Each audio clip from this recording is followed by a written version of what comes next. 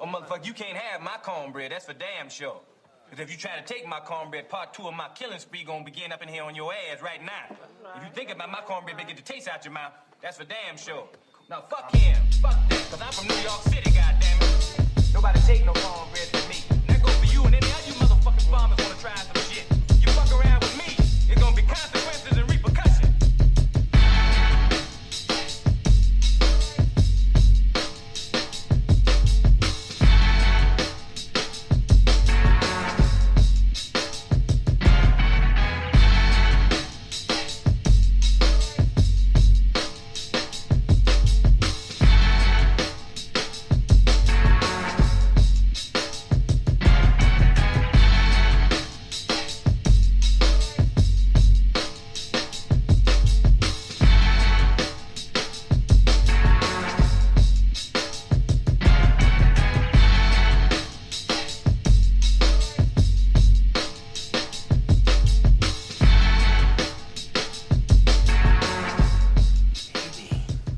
Haters gonna hate. And ain'ters gonna ain't.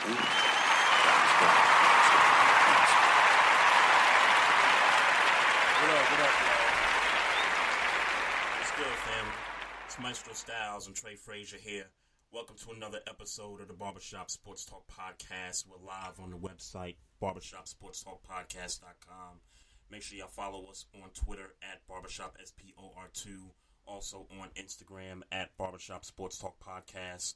Also, we got the Facebook page, and you can follow us on YouTube. If you're a YouTube subscriber, make sure you subscribe to the page. And we got another week going on. Maestro Styles, what's popping, man? What's happening, pimpin'? Man, I got to tell you, some great things have been happening this week, man. Bill O'Brien gets fired. Yes, Finally. My Yankees are, killing it right now. We putting up 10 runs a game in these playoffs right now. And, the Ravens are 3-1. So life is looking pretty good right now, man. Sports life is looking good. Sports life, yeah. I mean, all life, all genres of life are looking good right now. I'm just meant more so like, that we're talking about sports. Of course. But yes, sir. What's poppin', man? Hey, man. Hey, I won't hold you, man. We got some sports to get into, man. So I don't want to hold you. I do want to say before we get started, rest in peace, Breonna Taylor, Ahmaud Arbery, George Floyd. Yes, sir. We'll take it back. If we're gonna take it all the way back to Trayvon Martin and hell, Emmett Till. Like these, I ain't over it yet. I still got a platform where I could say that our people are still being killed unjustly in the streets. Rest in peace, Jonathan Price, who's the most recent victim. Texas, I believe. Yeah. So definitely, and I think nowadays, now that I got a voice where I can say it, I can just say it, and I'll continue to say it. Yeah, and not that this is 100% great news, but in regards to Jonathan Price, that Texas police officer was arrested on a suspicion in the murder of Jonathan Price. So at least they got that part right. Now we just need to prosecute him being put in jail, and getting him put in jail. Yep. So yeah, for sure. So. What direction you want to head? You want to go NFL? The biggest news NFL this week? Obviously we got to go NFL. I mean, we got to talk about the week. We got to talk about, let's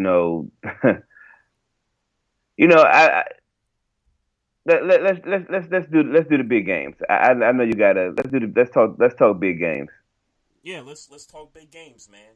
And then I would like to know from you as we kind of get there, what's your assessment of the first 4 games of the season? Yep. Obviously, some haven't had their 4th games yet. Pittsburgh, Tennessee. Yep.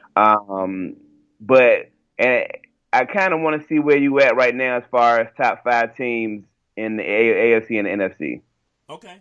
Yeah, so we we can can do get that. to that. I Yeah, kind of yeah, want to get to that. I want to see where you at with it. yeah. No doubt, no doubt. Big games this past week. How about the Browns versus the Cowboys? You don't think that's a big game? No, no, no, no, no, no, no, no. I'm sorry. I was just Oh, oh, no, no, no, no, no, no, no, no, no. Of course, whoa, of course. whoa. I'm like, whoa, whoa, whoa.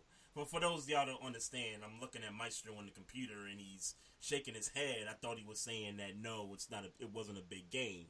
But I know why you're shaking your head. Yeah. I know why you're Look, shaking your head, man. and I'll make it. I'll make it. Um, Dallas Cowboys are. They're not. I don't know. I don't know yet if they're the most disappointing team in the NFL so far. Mm-hmm. But it feels that way, and it might be. I might feel that way because I had high expectations for the Cowboys this year. Yep. Might feel that way because I have a Dallas Cowboy fan that I talk to pretty much every day of the week, telling Mm-hmm. me how great the Cowboys are, and or before the season started at least, how great the Cowboys were going to be, and man, I, to no fault. To no major fault of the offense, this Dallas football team has been trash. There's no other way to slice it. I know that offensively they've been good, Yeah. but the defense is making it look bad for the offense. This Dallas football team has been trash. I think you're close to it being the most disappointing football team, for 4 weeks. If you want to Yeah, count, for 4 weeks.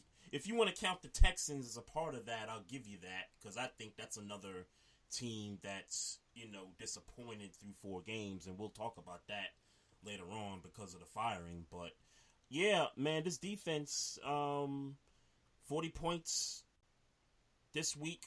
Last week, I think they gave up 40, and I guess to the Falcons, they. And let's be clear, 47 points, 49, man. damn near 50. Yeah, man. That's not a You good know, look. Not to the it's not Cleveland Browns. it's not a good look when you got DeMarcus Lawrence. What's the kid in the secondary name that just got the contract? Forgot his name. Smith. Is that his name? That just got a contract. Is it Jones? Jones? No, not Is it Jones. Byron? No, Jalen. Jalen somebody. Oh, you talking about the linebacker, Jalen Smith? Jalen Smith. Yes, I'm sorry. Oh, that was last year. Yeah. I'm sorry. That I'm was that. sorry. I thought he got that contract last year though. Oh, okay. Yeah, Jalen. Yeah. That's the guy I'm thinking about, though. I'm my bad. I said the Okay. secondary. I meant Jalen Smith in the I linebacker won't crew. look.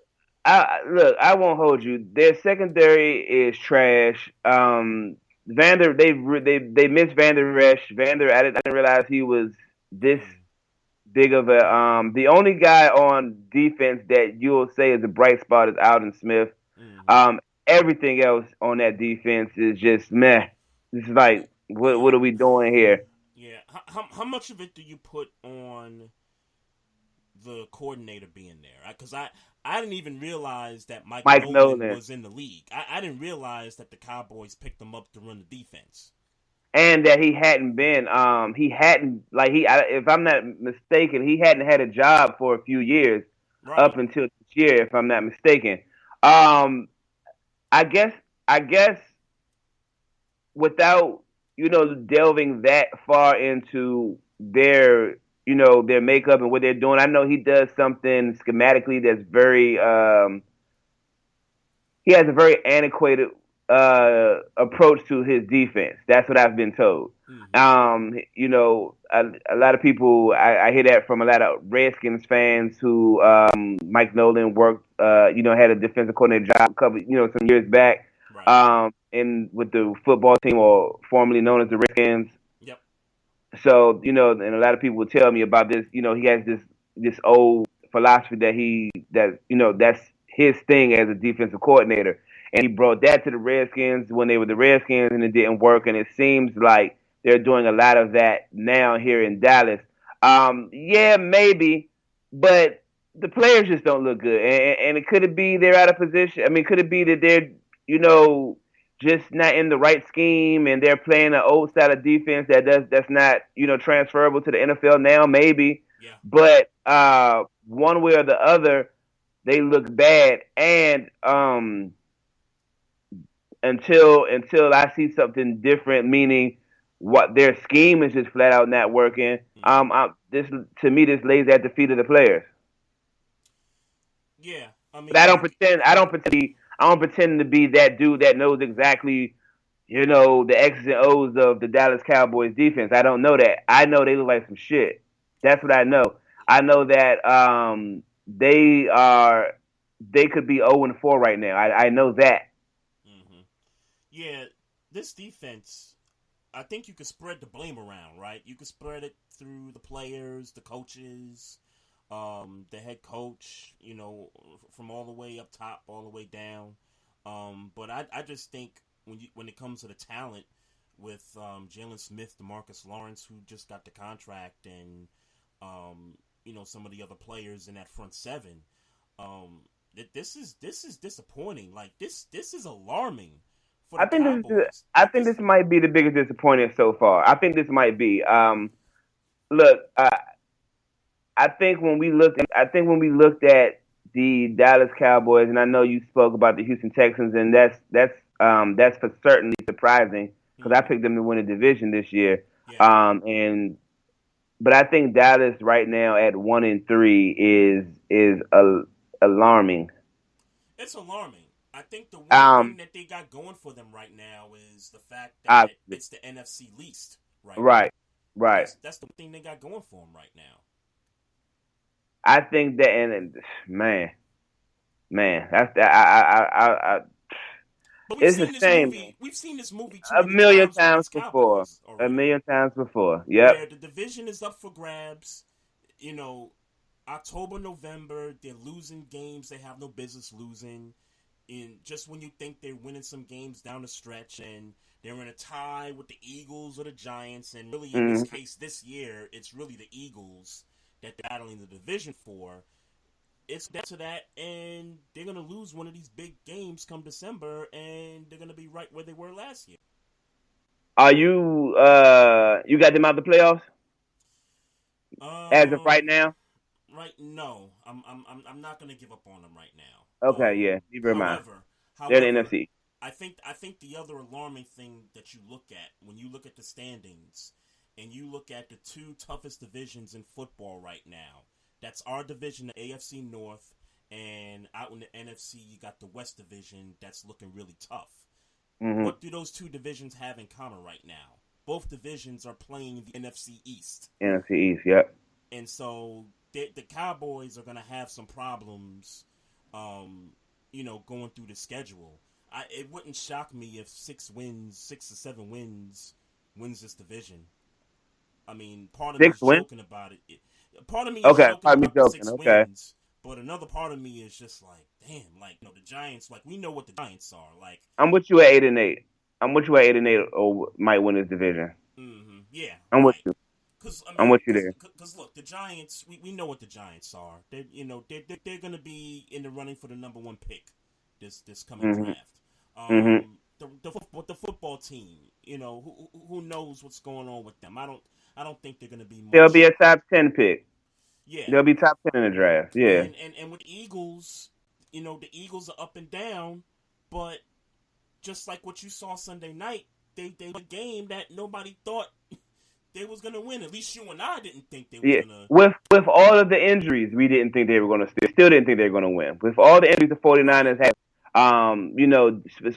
specifically on defense, we still thought the 49ers would pull this off with Nick Mullins and George Kittle. So, and we even know George Kittle was playing till later in the week. So, you're right. We don't know what the hell is going on in the NFC East. Just another year in the roller coaster of the worst division in NFL football right now.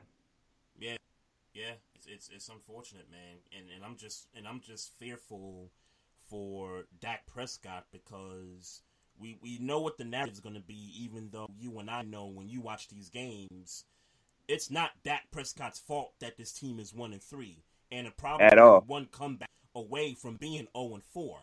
It's not his fault. At all. You look at that defense giving up 36 points a game, and you just got to step back and look at, damn, can Dak get any help on the defensive side of the football? Like, this dude's got to throw this team back in almost every, if not every game. Every single game. Yeah, he's got to throw this team back in the game, man. And Every single game. But I can't front though, because when I saw that score being a 3-point game, I think it was 38-41.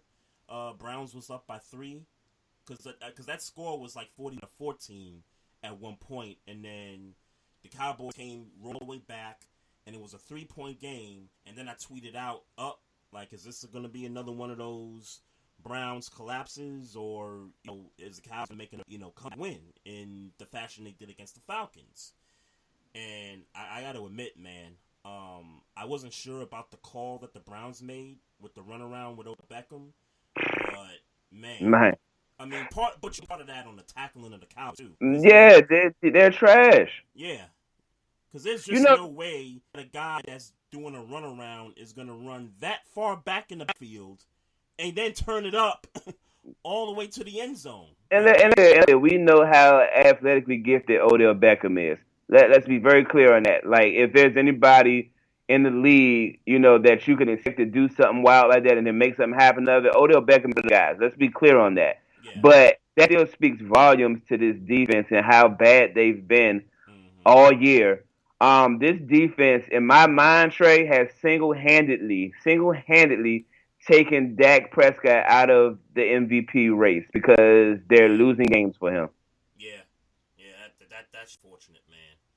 If this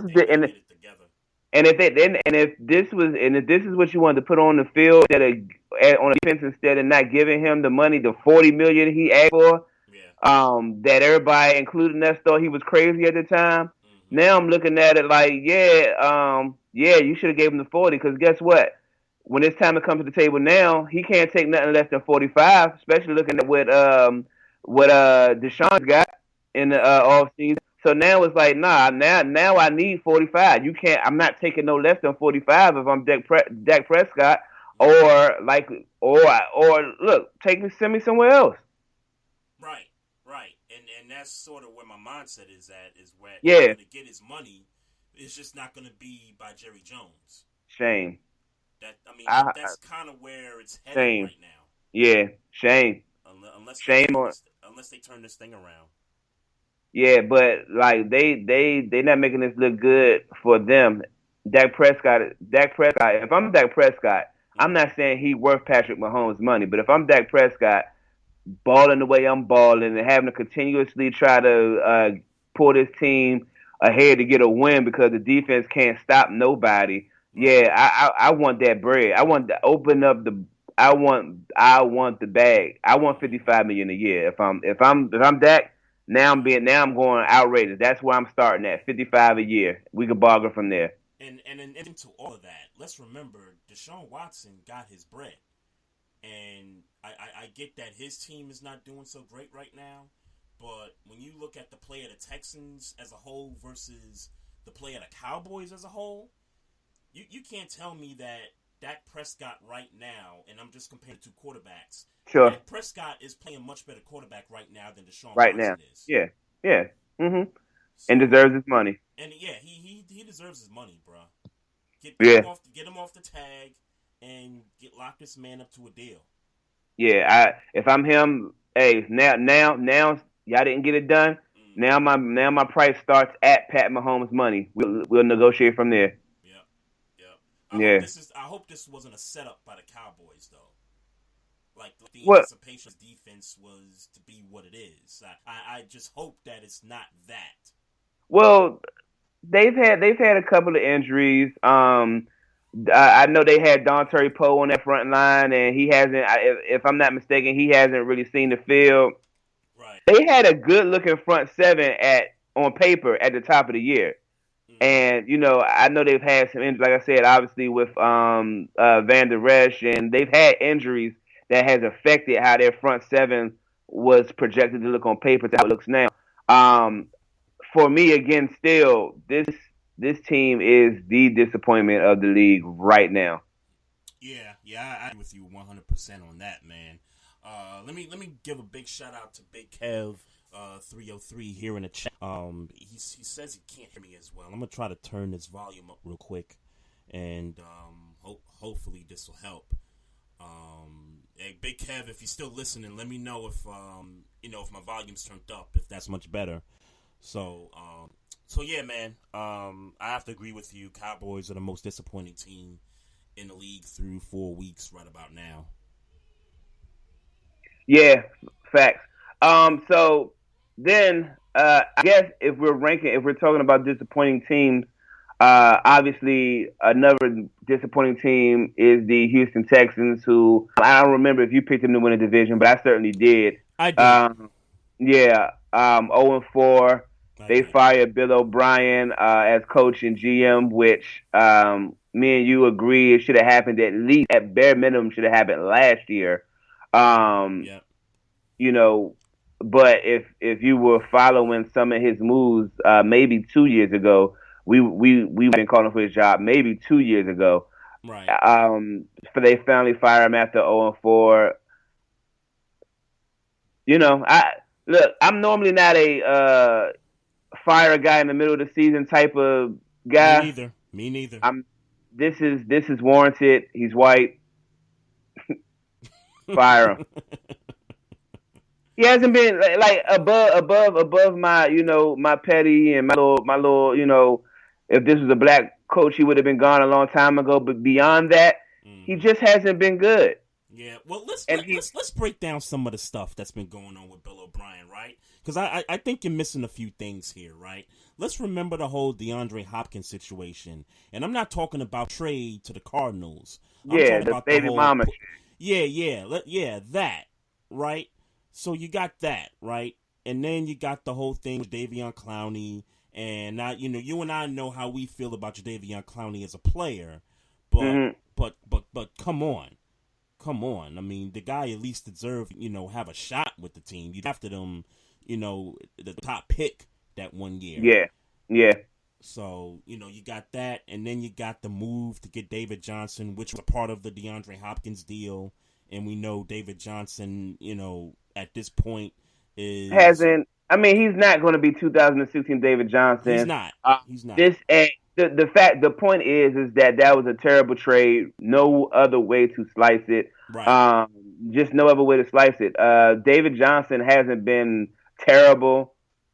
He hasn't been terrible in these 4 games, but he certainly hasn't been anything to talk about. At all. Like at all. Right. And they're not doing well in the game. They just don't look like the team they looked like last year when they had, a top 5 receiver as their number one. They don't have a number 1 receiver. So I don't believe Will Fuller. I don't believe Kenny Stills. But in addition to that, not just the fact that they're not number 1 receivers, but them niggas get hurt, man. Will Fuller's hurt all the time, man. I don't recall this guy ever playing 16 games in a full season. I don't recall it. These guys get hurt so much. That's what made it so mind-boggling with the trade. It's like, yo, this dude's the best in the league. Why are you giving this dude up? But because problem with his baby mamas, that's just crazy to me. It's crazy. And it's crazy. He deserves to be fired. Good riddance. Did they name who's the intern? Romeo Crennel. Good. Hopefully he can. I know deep down that I think they're going to go in the direction after the season. Right. Sure. And I would vote for Eric Bieniemy to get that job. Yep. Wish you 100%. Yep. So I watched a little bit of the Tampa Charger game toward the end there. I was also keeping track of the game because I was watching the Ravens game, right? Yeah. So I think, or if not one, the turning point in that game was right before the half, where the Chargers said, "Hey, you know what? We're not going to take a knee. We're going to run some plays. We're going to try to, put some more points on the board." And Justin Herbert and I guess it was the center fumble the snap. They lose it, and the Bucks got the ball at their own, I guess, 20-yard line. So they're 20 yards from, putting up another touchdown. And so Brady comes out, they get the score. I think they're down by like 2 scores at that point. I think the score was 24-13 at half. And ever since then, every possession in that second half, the Bucks were scoring touchdowns. Yeah, let's be clear. It's not like we thought. Like even this is one of those games. Even if you saw the scoreboard and you saw the Chargers were up for a while, you didn't really think the Chargers was going to come out with the game. You're very surprised if in the fourth quarter the Chargers was like dominatingly up or looking to put the nail in the coffin at the end of the game. I want to personally speak about how Justin Herbert after after our conversation maybe a week ago or 2 weeks ago. Yeah. Justin Herbert, he looks pretty good. I mean, he could throw the ball. I mean, that's really all I got on the guy. I mean, I've seen a few highlights. I mean, he could throw the deep ball pretty good. Is Tyrod Taylor getting his job back? I was just about to say, I just wish that Tyrod's lung wasn't punctured. Mm-hmm. I'm still kind of mad about that. Now, Anthony Lynn did come out and say when that was happening that when Tyrod Taylor is healthy, it's his job. But Justin Herbert been playing pretty decent football. He has, except there's no. Now they did win last week. I forgot. I'm about to say they won last week. Yeah, I don't remember neither, but they won that. They won that game that he started. Right. They did win that game. So, but yeah, I mean, I guess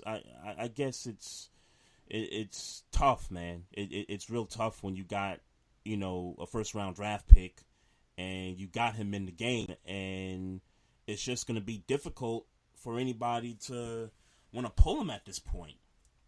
Yeah, and that sucks for Tyrod, man. I just didn't expect this to be something that happened, week 1, week 2. I was expecting this to happen like week 11 or week 12 or something like that.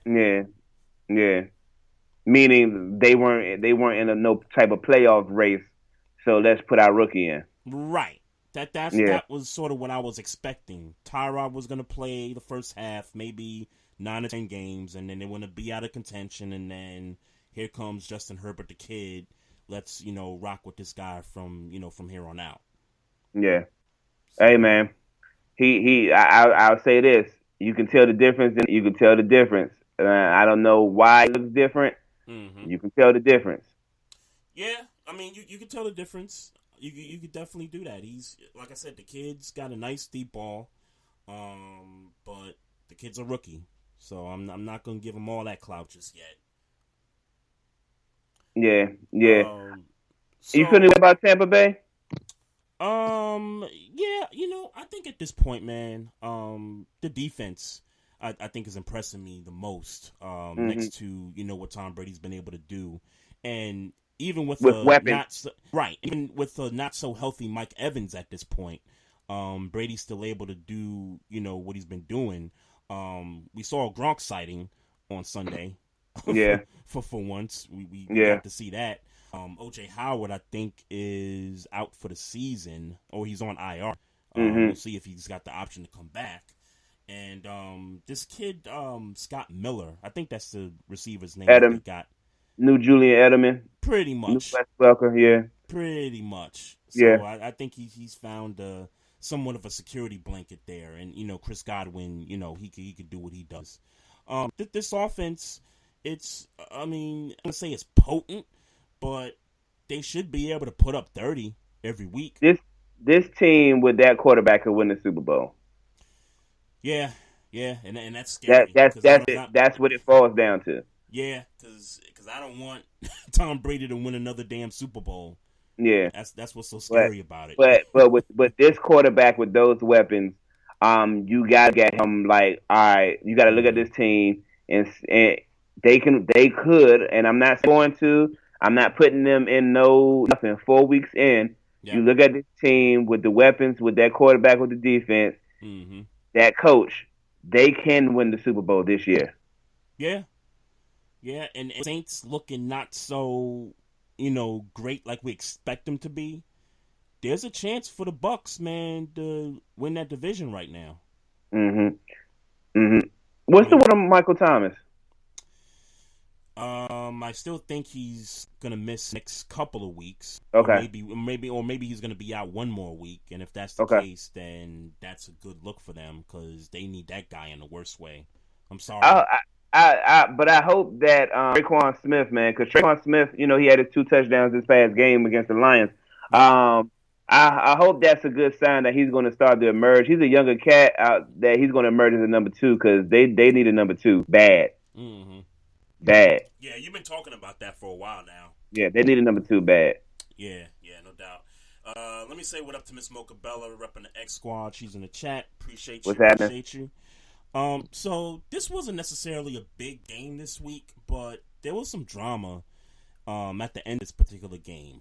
The Giants and the Rams. And I had an idea about the relationship, or I guess the connection to the relationship between Golden Tate and Jalen Ramsey. Mm-hmm. So just to kind of break the story down a little bit. So Jalen Ramsey used to date Golden Tate's sister. And as a matter of fact, he had a couple of kids with her. And oh, really? Yeah. Okay. And I think during the third pregnancy, Jalen Ramsey, broke up with her. Mm-hmm. And that had Golden Tate feeling some kind of way. And apparently, and I didn't know this, but niggas was on Twitter talking about, like, Golden Tate and him were on Twitter, like, going back and forth and was saying, yo, when I see you, it's on site. So, here comes this game, Giants and Rams. Yeah. And sure enough, it was on site. Now, what's interesting about it was that Fox cut away from the fight, but they showed, like, the little scuffle towards the end, like where you saw all the players, gathered around, tussling and stuff, like trying to break it up and stuff. I didn't see Golden Tate. I didn't see Jalen Ramsey in that little mashup where they was, going at it. But I didn't know it was like that. I mean, I saw a headline that said one player was waiting for another player in the locker room after it was, after the game and all that. But I wish I would have knew. I wish I would have read that story now, because damn, that makes it a little interesting. I mean, man, you had to wait. But I tell you, bruh, y'all had to wait till an NFL game happened to meet and fight. Like, my nigga, like, y'all had hella all season to go, and y'all rich. Y'all had hella time to go pull up wherever you need to go pull up at and fight. Even during COVID, y'all had time to. Yeah, like, what are y'all like? Y'all waited till y'all get to y'all see each other on the job to fight. Yeah, I don't know. I don't know. I don't know. It's crazy. I don't know. I'm realizing, Trey, that we are old, bruh. This is people move differently. When's the last time you had a fight on your job? Never. Right. Not a physical one, anyway. Yeah, I've had a scares of like I thought I might have to fight on my job. Maybe. Right. I had one recently, actually. If I'm being honest, and I won't tell the story, but I had a incident recently, like a month ago, where I thought I had to fight on my job, and I didn't want to smoke. Like, I don't want to fight on my job. Like, yeah. So I don't understand the breed of people who feel like, ooh, let me wait till I see you on my job, on both of our job, and that's where we gonna fight at. I don't understand that logic. Yeah, I don't either, man. I think you make a great point when you talk about all the time in the off season to go see each other. Like all plenty this of opportunities to see each other. Yeah, like all this Twitter thing. Y'all are rich. Y'all are legit rich. Y'all could have fought somewhere in private, and nobody could have known. Yeah, y'all could have hashed out all y'all issues privately and met each other somewhere. Mm-hmm. You bring your crew up here. If it's like that, you bring your crew. I bring my crew, and we, sort of gentleman way, or we talk like grown-ups. Oh, yeah. Y'all niggas just shoot the 5. Y'all ain't even got to bring no crew. Just and him, shoot the 5. Meet up and meet up somewhere. Yeah. Meet up somewhere. If it get froggy, y'all can fight. And if y'all come to a conclusion without it, then that's good too. But I don't understand.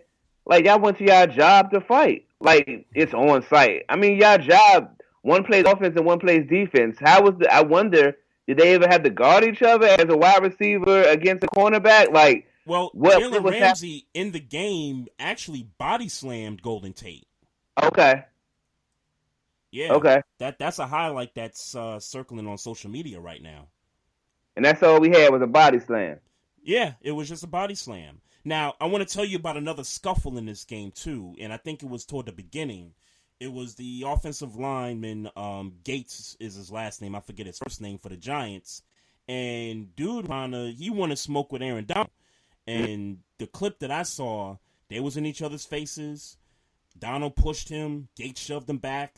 And next thing you know, like, niggas was going at it. Like, they was, shoving each other back and forth. They was, like, in each other's faces. And, yeah, dudes had to come break up. So it's like, oh, okay, this dude Gates want to smoke with Aaron Donald. Okay, I see you. Well, yeah, I don't know. Gates wasn't hitting Aaron Donald's sister or nothing, was it? Not that I know of. Yeah. I don't know, man. I don't get, but I don't get that. Like, if you got issue, my G, like, just link up and solve the issue. Like, don't come to me on my job trying to fight when you can reach me. Yeah, exactly. Someone on Twitter said that the reason Fox cut away from the fight was because they didn't want to showcase people in together because of the whole COVID thing. And quite frankly, I kind of think that's yes, because the reality is that they did show a clip where everybody was scuffling. And they close to each other all fucking game. Right. Ain't no social distancing in the NFL on a fucking football field. At all. It's a lot of going on, man. There's a lot of hypocrisy by some of these pundits in the league right now, man. But it's the same shit that I've been saying all fucking summer. It's like, bro, how did you think you was going to have the NFL amidst COVID and niggas social distance? It's not going to happen. Just stop pretending that you're going to be able to do something that you're not be able to do. Yep. You're going to be close to each other. Y'all going to be sweating, breathing, talking, doing all those things amongst each other every day. Right. Because if it ain't against the team, it's you practicing. It's so every single day y'all are avidly not respecting social distancing. There's no other way to slice it. You're avidly saying, I don't care social distancing. I want to play football, and I get it.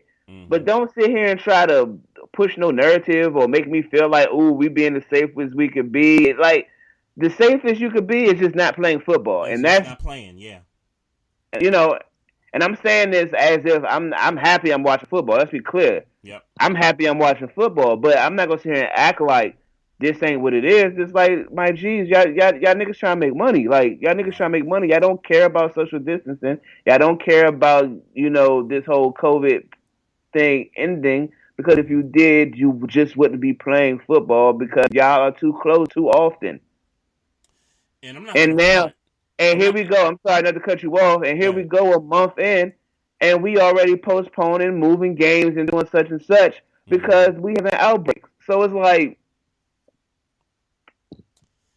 yeah, I'm not gonna front though. I'm not gonna front. Like, if the NFL had to shut down in the way that the NBA shut down back in March, I would just be like this.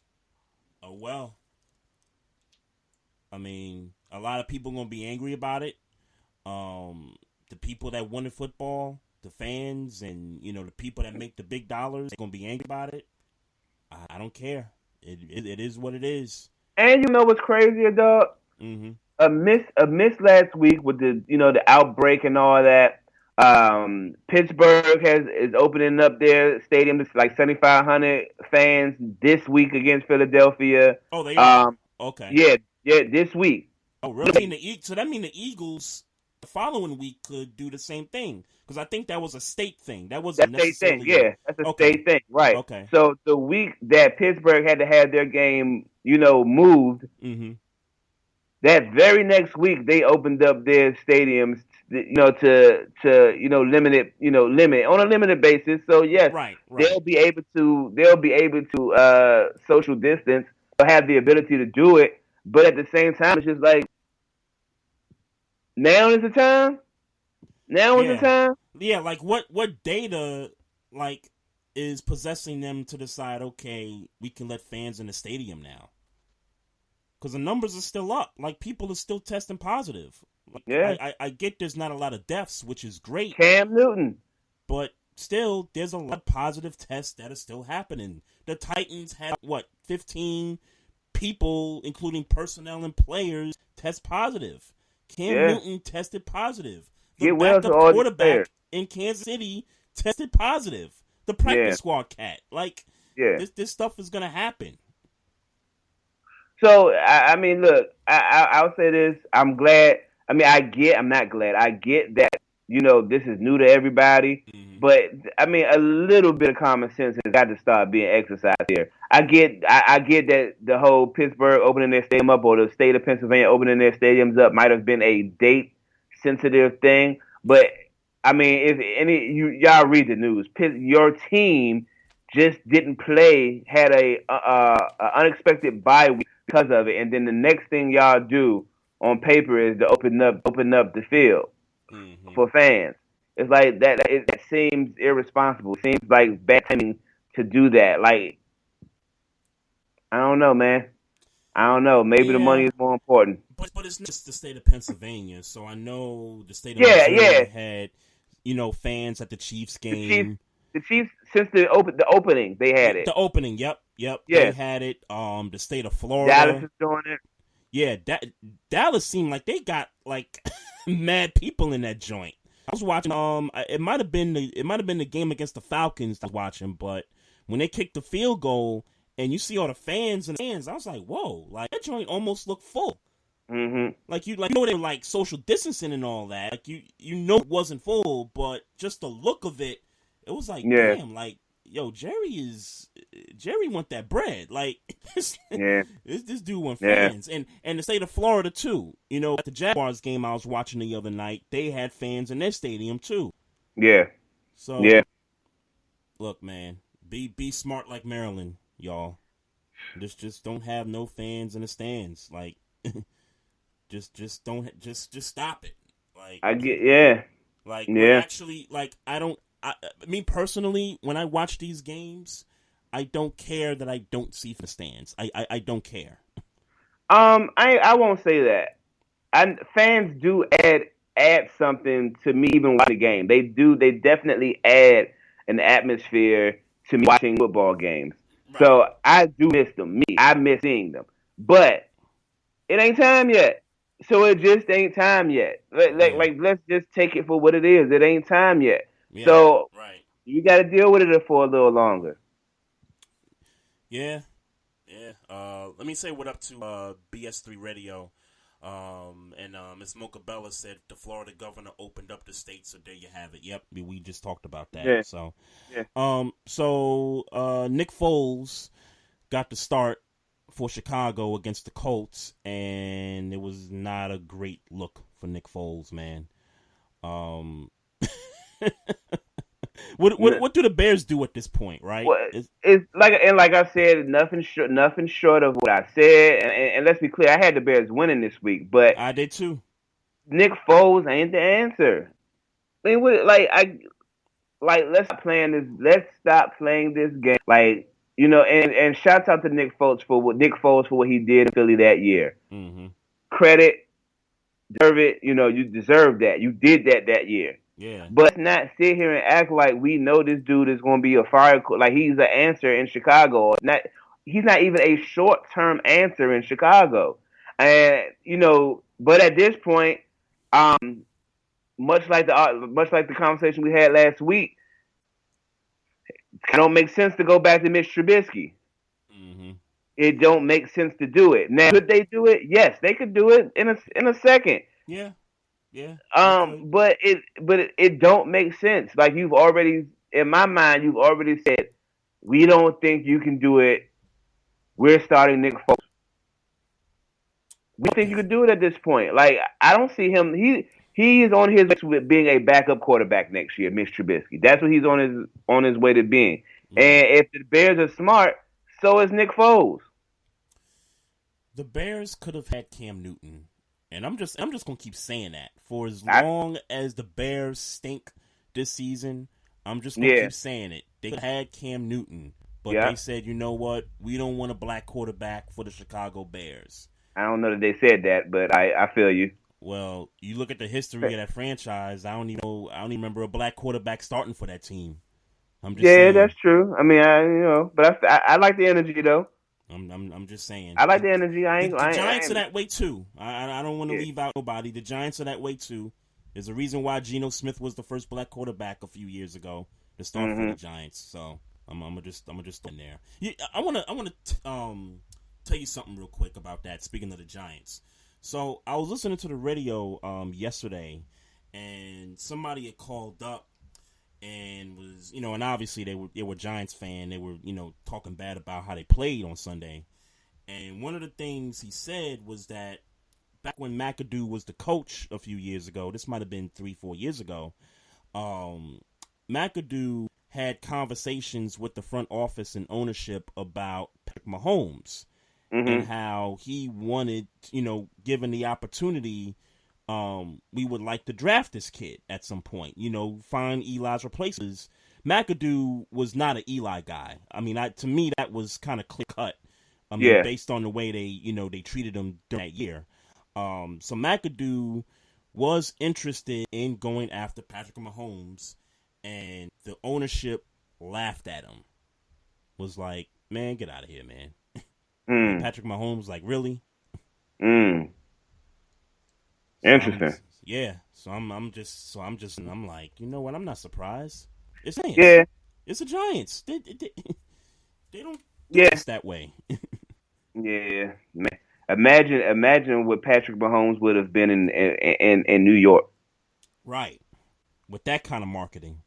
Right. And that kind of money he could be making away from the field. Right. Yeah. Right. It's crazy. Yeah. It's crazy. That's where you from, brother. Yeah, I mean, it's not like we doing much better in Washington, but man, New York is starving for a chip, man. I got people telling me that Dwayne Haskins, this ain't Dwayne Haskins doing. Like, he's not a major part of this football team being trash. Yeah, I heard that. I don't know how much of this game. Well, I do know how much of this game you watch because you're a Ravens fan. Tell me this, man. Watching, I don't know how many full games you've watched of Dwayne Haskins, but I know you watched this entire game. Right. What's your views on Dwayne Haskins?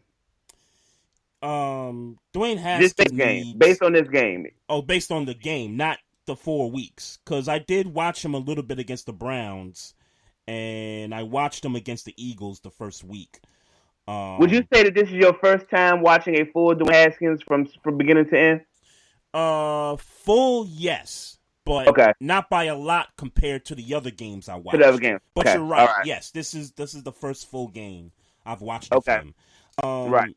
I just think when it comes to the accuracy, he's got to work on that for certain. I think pocket awareness, I don't know. To me, he just doesn't seem like he's mobile. Like I know when he came out of college, guys were saying like, yeah, he's like the prototypical quarterback, not as mobile, but got the IQ and all that stuff. Like the IQ was more of a strength for him than it was his mobility. Yeah. But man, when you watch him, it's like, man, I don't want to say he's moving slow like molasses, but like, dude, you got to get out of the pocket, man. When that rush is coming, man, you can't be like no Brian Hoyer and just be a statue back there. You gotta move up and down and try to evade that rush, man. I watch this guy overthrow screens or under or overthrow screens consistently. Yeah. I don't see him doing really anything impressive in the intermediate game, and I won't even speak about his over 20-yard game. Right. I won't even speak on it. The dude is just not playing well. He's just not playing well. I recall hearing them say in the broadcast that somebody came to him, probably Ron Rivera, coach, whoever, and said that is kind of going to be your litmus test as to whether we need to make a change at quarterback or not. Right. If you watching that game, do you feel like Dwayne Haskins should be starting next week? Should Cal Allen be starting next week? Based on the game that I watched, no. But I do think and I'm just speaking in general, he needs to play. He needs to get the experience. He needs to get some of that under his belt. He needs to work on the accuracy.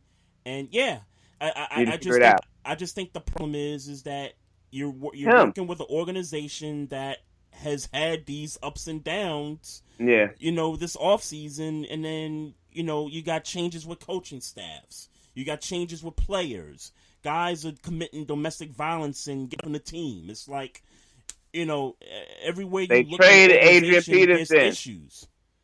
They trade Adrian Peterson before week 1. Yeah.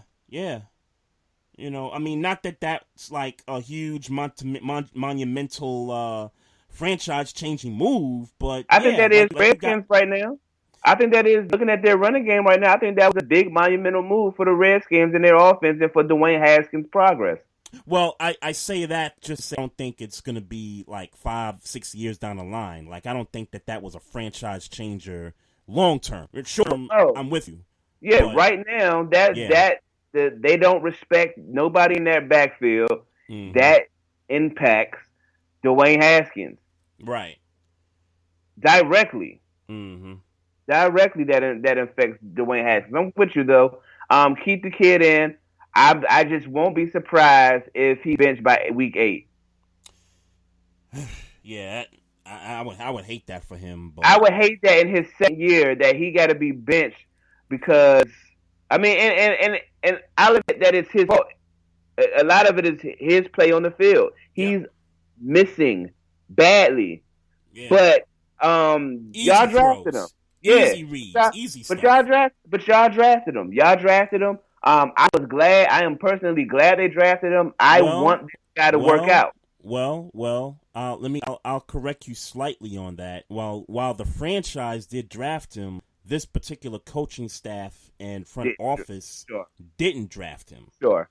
And usually, and you see this around the NFL. Yeah, when teams change the front on the coaching staff, they want their own players and they want their own guys in the front office to come in with them. They want to overhaul everything. So this sounds like this is probably what's going to happen with this team, is that they're going to find a way to get rid of Haskins. They're going to try to get their own players and their own people in here, and Haskins is going to have to go somewhere else and prove himself, unfortunately, because, it's hard out here for a black quarterback, especially one that's not. Well, I won't say I disagree with you. It's not hard out here for a black quarterback.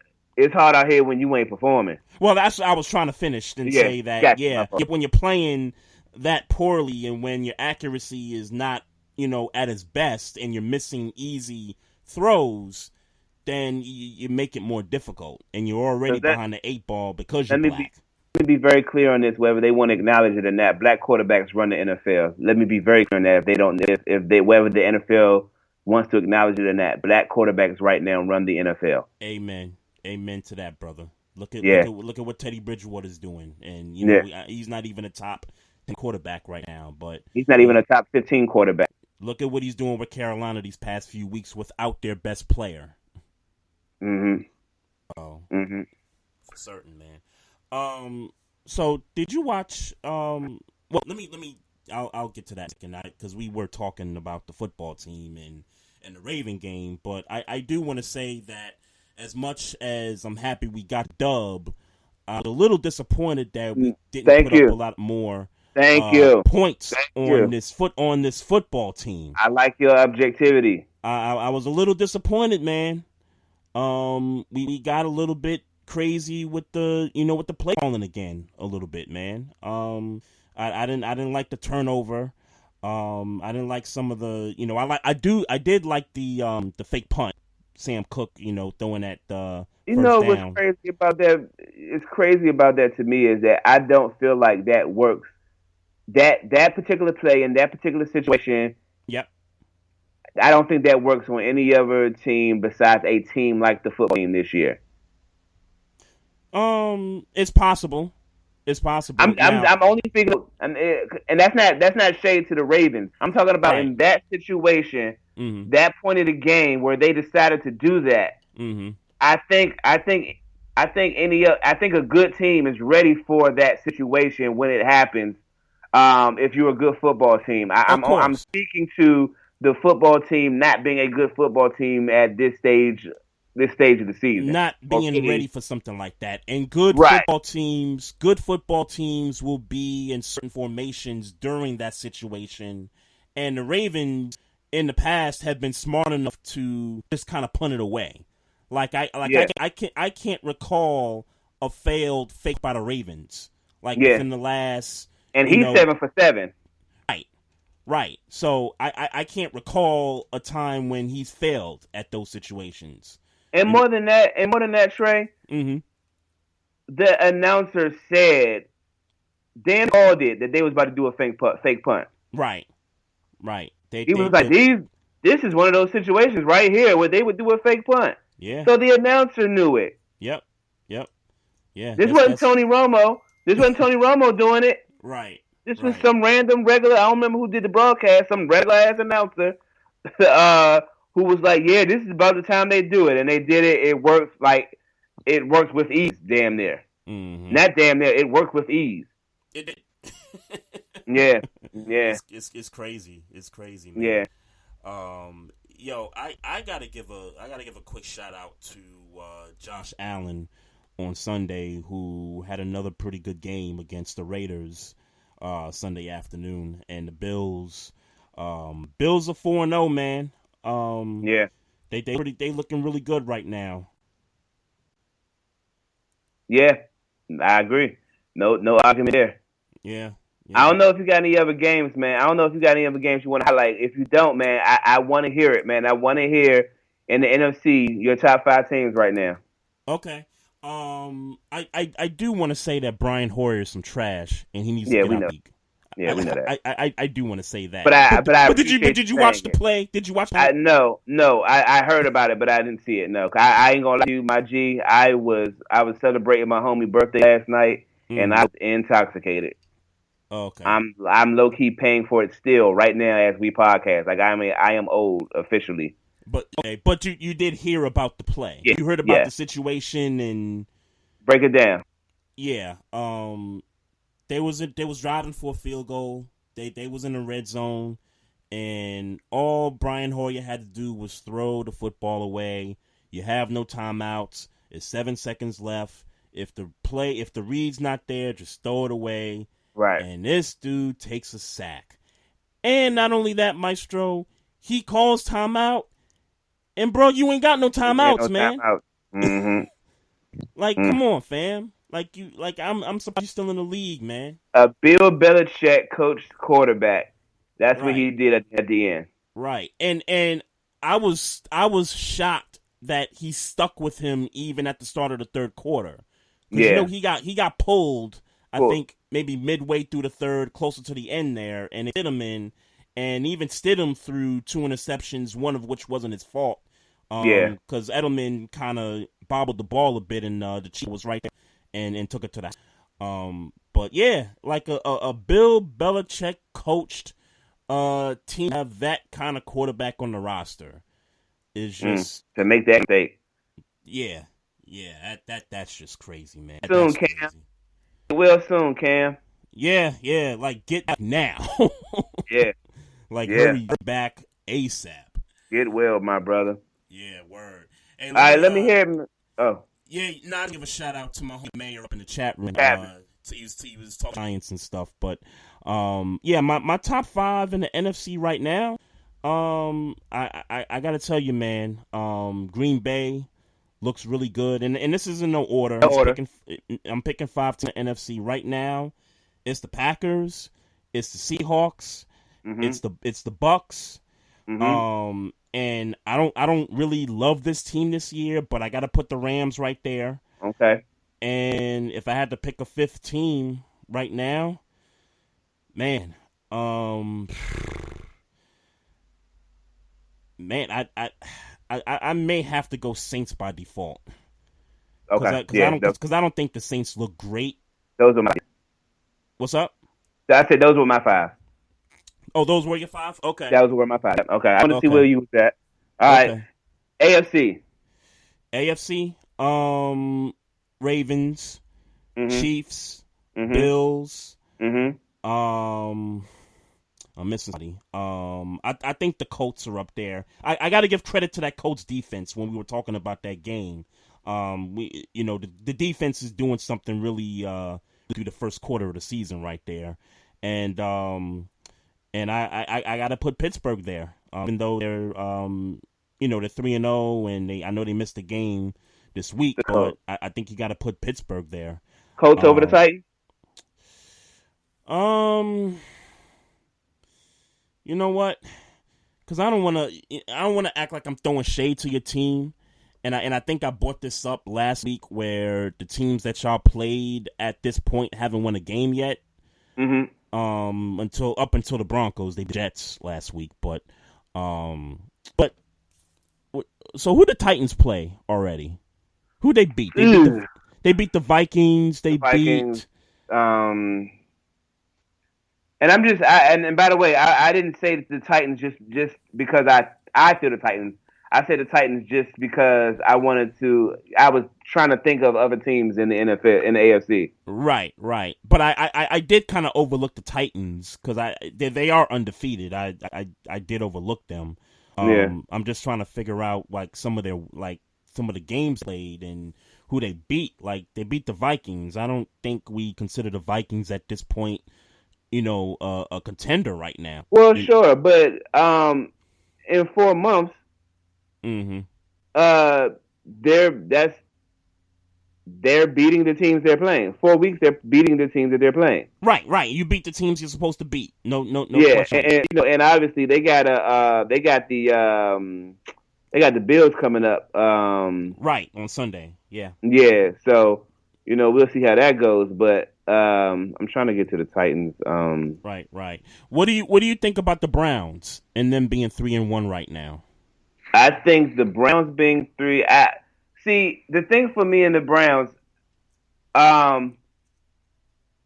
it's about Baker Mayfield for me. That's all it's about. If Baker Mayfield can play top 15 caliber quarterback, mm-hmm. the Browns are going to be a decent team this year. They just are. Yeah. So if I'm picking my 5 right now, I'm picking the Ravens. In no order. The Ravens, the Chiefs, the Bills. Mm-hmm. Ravens, Chiefs, Bills, Steelers. This sound as crazy as it sounds. I think I'm picking the Browns as number 5. The AFC North have right now. Mm-hmm.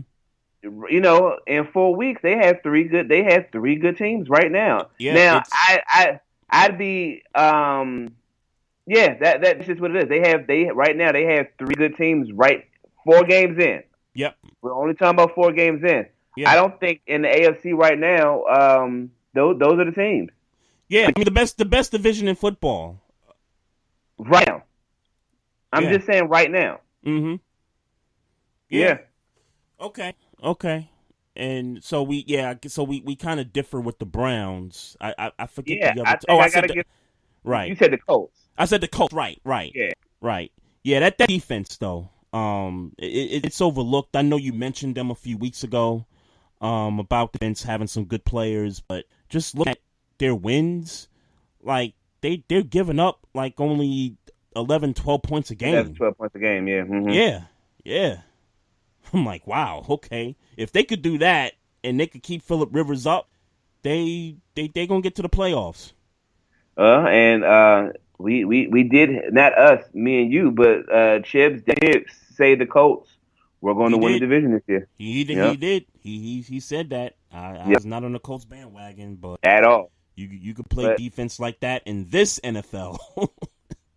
Yeah. You got a chance. You got a chance. Fact. So how much do you think? How much do you put in stock the schedule when it comes to the Browns? Let's face it. I talked about it earlier, where we're playing the NFC East, so it seems like it's a guarantee 4 wins for the division per team, unless you're the Bengals. I'm not going to play. I'm not going to game, especially not 4 weeks. Especially not 4 weeks in. At this point, they're beating who's in front of them. Right, and that's what you got to do. That's what you got to do. Now, I won't bring up strength of schedule 4 weeks in. I won't do that. Okay. Especially considering we ain't had no preseason.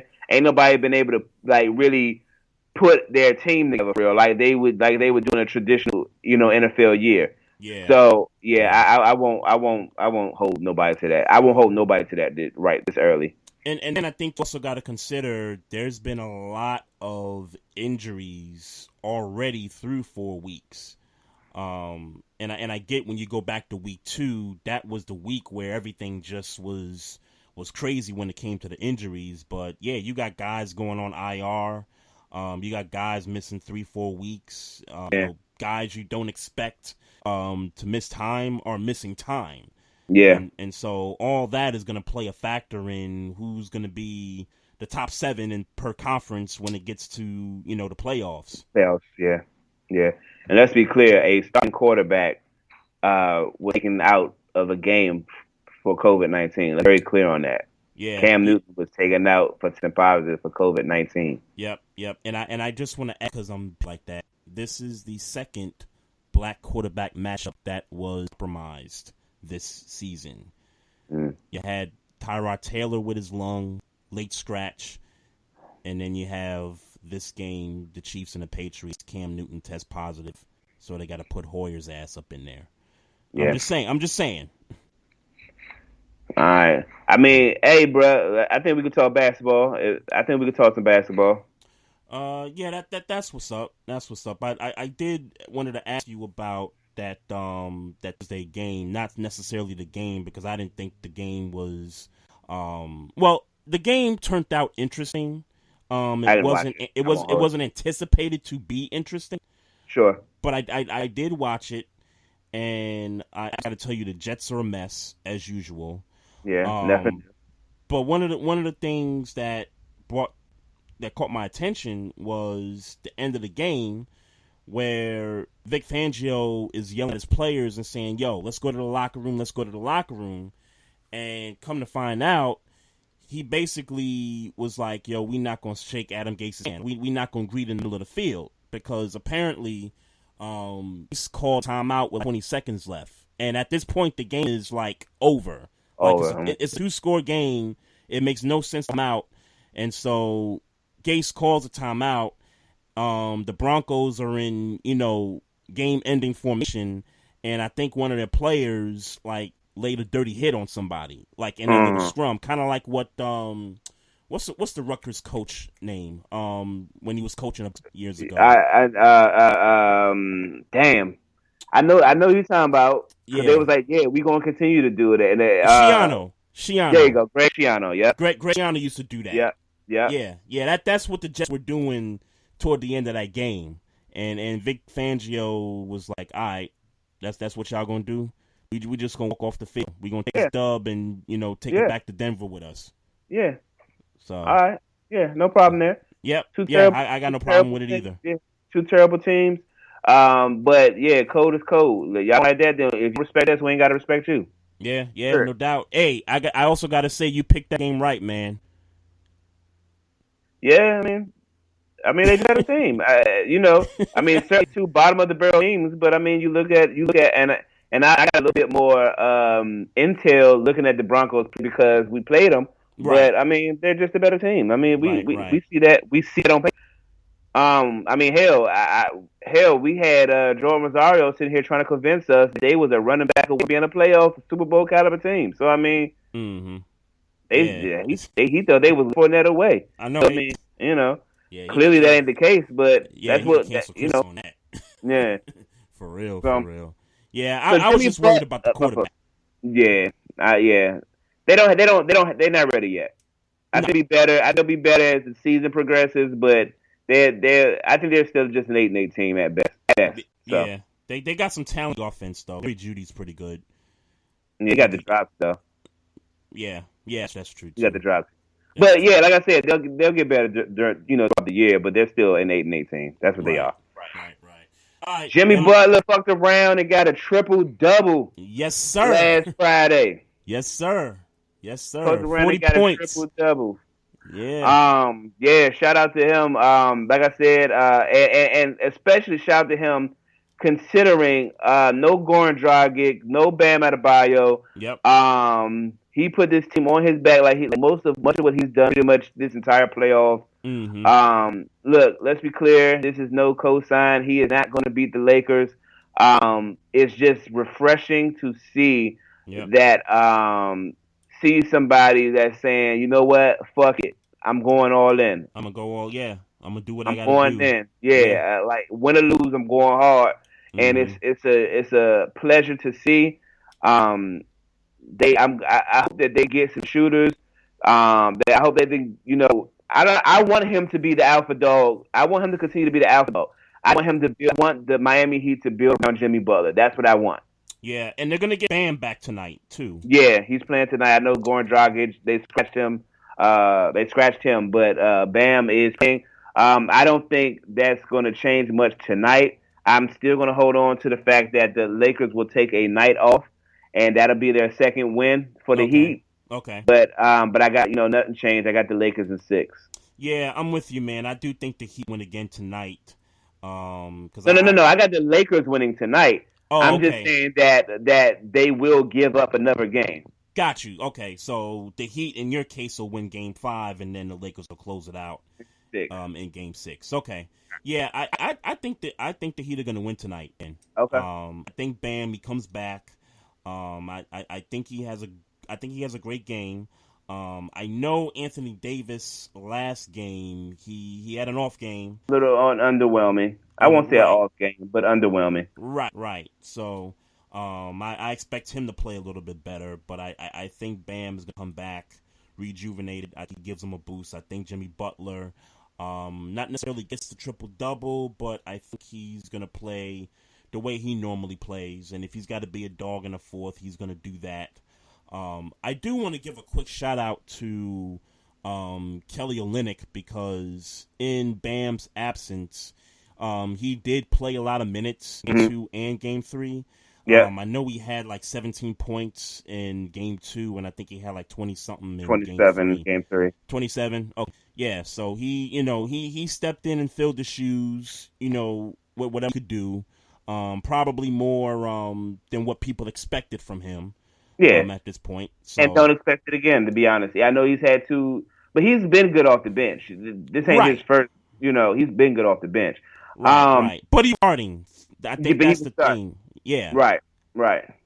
And he's not, and obviously he's not going to start because Bam's coming back. Bam's back.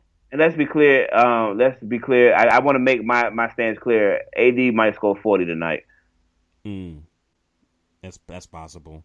Who do you think is going to win the Finals MVP between LeBron and AD?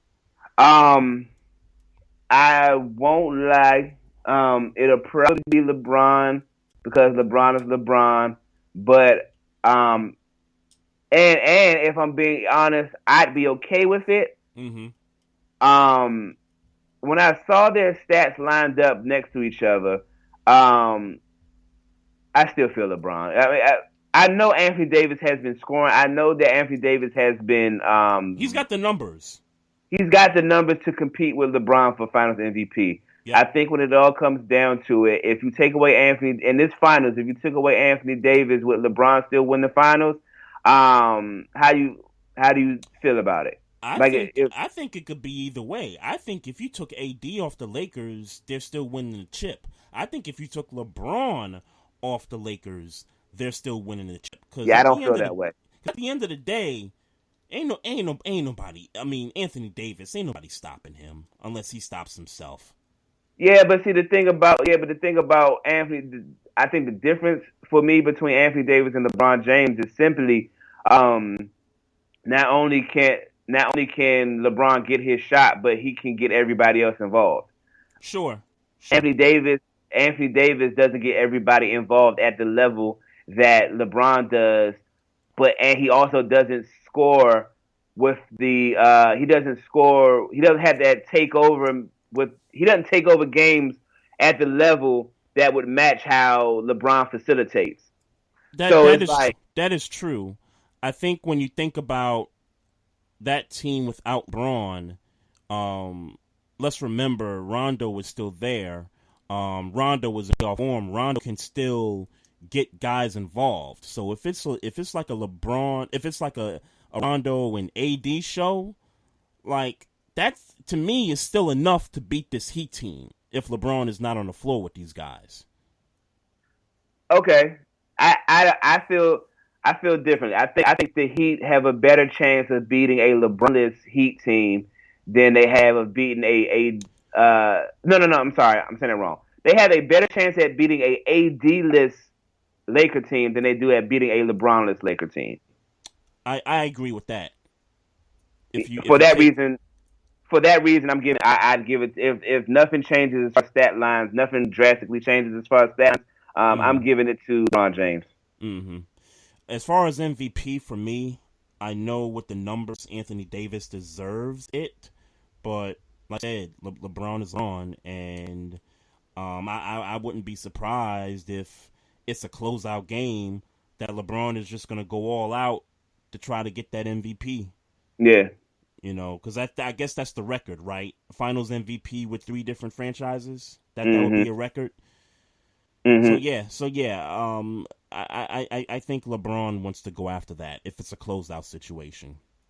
Does LeBron ever? And I hate that I'm asking this question, but here we are. Mm-hmm. Does LeBron ever be better than Jordan in your mind? No.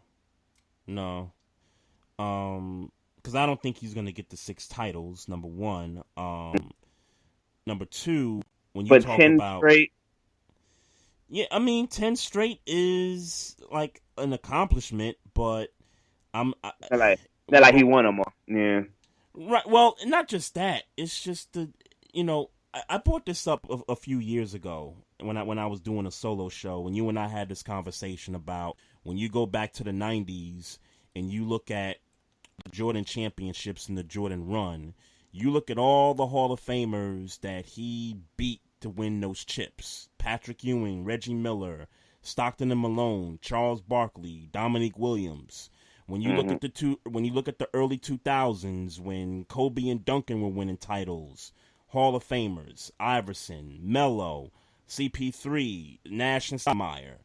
When you look at the 2010s and you look at the stretch of LeBron is... Hold on, I'm sorry. Don't put Stoudemire. You said Stoudemire is not a Hall of Famer, but... Okay, but when he was playing on those Suns teams... I get what you're saying. He was a player. He was a baller then. On those Suns teams, yeah. He was a baller. But when you look at the 2010s and you look at LeBron's run through the finals, what are we talking? We're talking Paul George, James Harden, Russell Westbrook. That's really about it. I mean, you could take KD off the list. He got his chip. You know, you could take Dwight off because Dwight's about to get his first chip, which is crazy in itself. I mean, well, I hear you. James Harden. Yeah, I'm sorry I opened up this conversation. We should have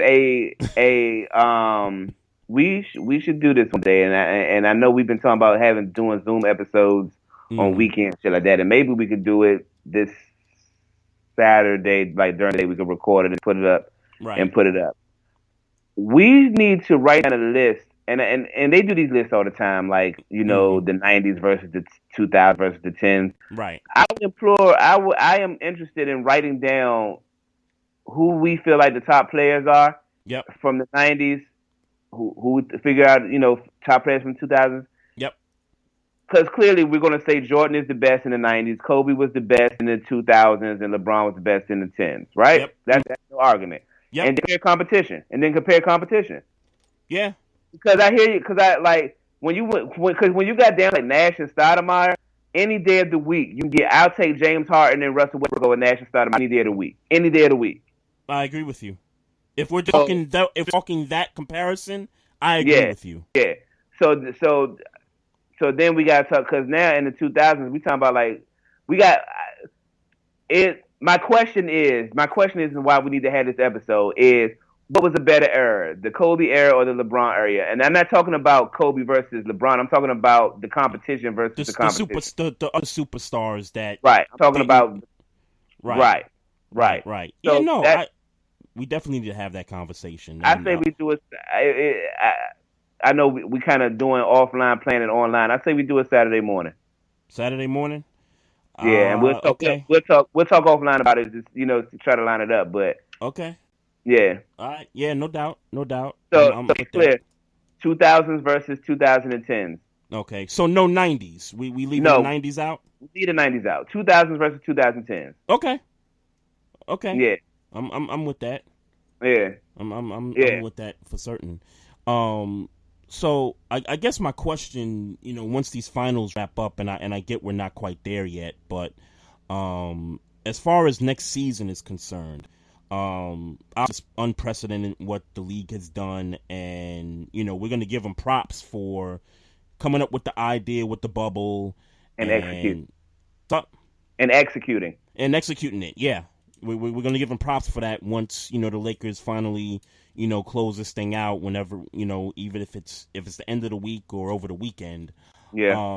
I'm hearing stuff that they're gonna look to start next season around January, which is probably the best to do it, because football is going to be close to being over, and I'm sure, like in the world of sports, they're going to want something to start to get going. Yeah, that's reasonable. Yeah, they're going to want something to start to get going at this point, because hockey just ended a week ago. Baseball playoffs is happening right now, and then the NBA is about to end, this weekend. I think what's going to happen, I think there's two options for the NBA right now. I've heard them talk about experimenting with extending the season up until like mid-August. I've also heard them, say, well, you know what, let's just kind of try to get back to normal on a regular schedule. That's what I was going to ask. How important is it to get back on regular schedule? Right. So in the case of them doing that, this would have to be a 50-something game schedule. Yeah, right? Yeah. Mm-hmm. It would have to be a shortened season. Yeah. For them to do that. Now, if they go with a regular, 82-game schedule, then this is probably the time to go ahead and experiment that. Now, I heard other things where they say could start the season on Christmas. I think at this stage, it's too early because, only a couple months out. And I get that they just were off for about 4 months. Yeah, right. Yeah. I get that part of it. But I think this is a good time for them to experiment that. To see if that's worth it. I think personally that me, and it might just be me, they should figure out how to get back on schedule. I would start in January. I would do a short season in January and get them out of there by June. Right. Mid-June, July, and then hopefully everything is cleared up as far as the pandemic, and start fresh 2021 in October. Yeah. That's what that would be my thinking. I would hope they would do that. And now that I'm thinking about it, you're talking January through mid-April, so you're talking about 45 to 50 45, 50 games, maybe. Yeah, which is nothing new. New. They did this in '99. They did it in 2011, I think it was. So it's nothing new for them. Yeah. I would think they would do that. Mm-hmm. Yeah, I'm thinking the same thing. We got Jay Ron in the chat room. Just wanted to give him a shout out. What's happening? Appreciate it. Man, if you got nothing else, man, I'm just gonna close it out by saying, let's go Yankees. We've been tearing this thing up since the last round. 10 runs in the first game, I think 12 runs in the second game, and then just last night, another 10 runs, man. My hitters is hitting right now, and if that's going to continue, there's no reason why we can't go all the way. You know what I'm about to say? I don't want to hear none of this until y'all in the World Series. What's that? I don't care about none of this great runs. They hitting 11, 10 runs a game. I don't want to hear. And we not hitting against some sorry pitchers. Like, these are some of the top pitchers, man. I don't care. But I will say this. Mm-hmm. How you feel about the Astros making it? Oh man, I would love nothing more. And even though I picked the A's to beat Astros in the series, if the Astros get there, man, it is nothing more. I would love to just knock them out, man. Yeah. Cheating ass Astros, man. Yeah, I saw something last week, and I don't know if it was Correa. Mm-hmm. I don't remember who it was, but I think it was Correa. I know where you're going with this. He was talking about basically talking to the haters, like, yo, like, yeah, y'all tried to shut us down, and here we are, right back. And they beat the Twins. Hey, bruh. Hey, look. They beat the Twins. Like, you know what kind of bad history the Twins got playoff wise? That was their 18th straight playoff loss. And that's spanning over 6 or 7 playoff series going back to the early 2000s with the Twins. All I'm saying it's less about the Twins and more about the Astros who cheated. Yep. Who were vilified from the league. Mm-hmm. Rightfully so. Mm-hmm. But they was like, all right, we got you. Y'all, y'all did what y'all did. Y'all hated us. Y'all don't like us. All that. Whoop whoop. Yeah. Pull back on them. I can't be mad at that. I can't be mad at Corey. I can't be mad at it. I'm not a hater. I can't be mad at the team who was wrong. As far as we know, righted the ship. Mm-hmm. And got right back amidst the haters and the hate. And let's be clear, they were getting hate. They were getting shit thrown at them, just thrown at them. Yeah. And they were being hated on because of what they did. And they was like, all right, underdog. Straight up underdog. And to those teams that did that, i.e. the Dodgers and the A's, rightfully, especially the Dodgers. Again, I know, they deserve all the smoke they got. Mm-hmm. But they took that smoke like grown-ups, and here they are in the playoffs still. Like, y'all still didn't stop them. Hey, Astros, pull up. That's all I'm going to say. That's all I'm going to say. Pull up. We can leave on that. No doubt, man. Shout out to everybody in the chat room, J. Ron, Ocabella, the mayor, BS3 Sports and Radio. Appreciate everybody. Make sure y'all follow us on Twitter at Barbershop SPOR2. Also, find us on Instagram at Barbershop Sports Talk Podcast. Also, we got the Facebook page. Check us out on our platforms: Amazon Music, iHeartRadio, Google Play Podcasts, Apple Podcasts, and Spotify. And if you got any questions or comments about the show, you could just email us at shopsportstalk1@gmail.com. So, I'm Trey Fraser. That's Maestro Styles. Yes, sir. Y'all have a great week. We're going to be back next Tuesday. Check us out. Oh, just one more reminder. Every Thursday, check us out on IG Live. We make our football picks. And, if there's something else we want to talk about, we'll do that too. So, but make sure y'all check us out on IG Live this right before, the game kicks off. So, holla at y'all. Peace.